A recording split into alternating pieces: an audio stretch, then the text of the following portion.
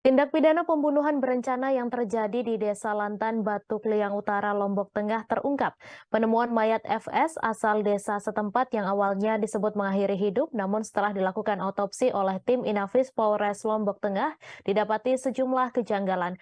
Beberapa kejanggalan diantaranya kaki korban yang menyentuh lengan lantai dan jeratan di leher yang rendah. Dalam pengakuan singkat pelaku yang juga suaminya sendiri bahwa dirinya tega membunuh istrinya sendiri akibat perkara secangkir kopi. Informasi selengkapnya akan disampaikan langsung oleh wartawan Tribun Lombok, Jimmy Sucipto, yang kini sudah terhubung bersama kami. Silakan rekan Jimmy. Baik, terima kasih Mei.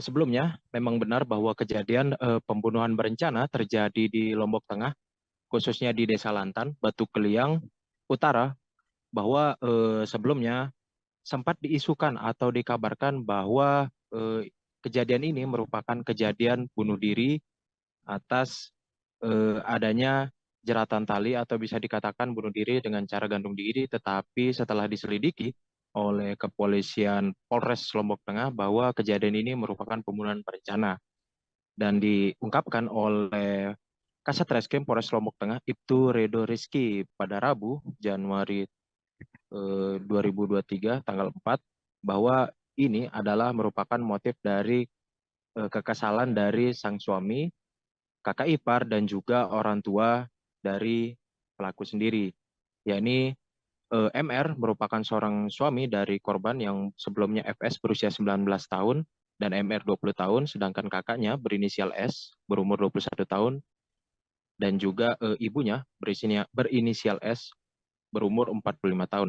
Awalnya pada saat dijelaskan oleh Ibtu Redo Rizky bahwa kekesalan ini memuncak setelah berbulan-bulan dari kekesalan sang suami, dan kekesalan ini juga turut ditumpahkan bersama dengan kakak iparnya dan juga ibunya yakni S dan S juga, bahwa sang istri diduga tidak patuh terhadap sang suami, dan kekesalannya itu memuncak pada hari Selasa tanggal 3 Januari tahun 2023 di saat pengakuan MR kepada Ibtu Redo Rizky bahwa dirinya tidak dibuatkan kopi.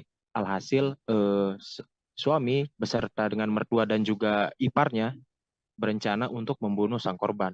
Dan hal tersebut dimulai saat sang korban berada di rumah sang suami bersama dengan ibunya, ibu mertuanya, dan juga iparnya.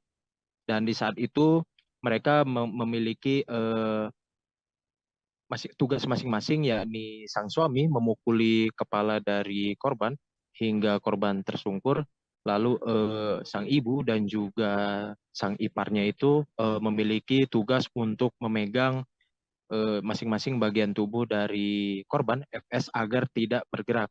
Dan setelah korban dicekik hingga meninggal dunia oleh MR ataupun suaminya sendiri, ketiga pelaku pun atau kakak ipar, suami dan juga mertuanya itu mengelabui atau membuat sebuah skenario dengan cara menggantung sang istri atau sang korban dengan beberapa kejanggalan, yakni kaki dari korban menyentuh tanah dan juga ada jeratan yang tidak terlalu rapi dan juga bekas luka dari kepala korban yang sudah sempat diidentifikasi di Rumah Sakit Bayangkara Polda NTB yang ada di Kota Mataram, bahwa terdapat beberapa luka yakni di kepala dan juga di kaki yang diduga akibat kekerasan.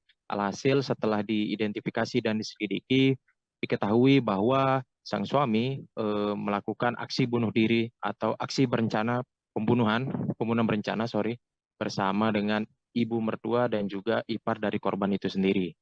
Dan saat ini ketiga korban sudah ditahan di Polres Lombok Tengah dengan persangkaan pasal 340 subsidiar 338 KUHP junto pasal 55 KUHP dengan ancaman hukuman mati atau seumur hidup atau 20 tahun penjara.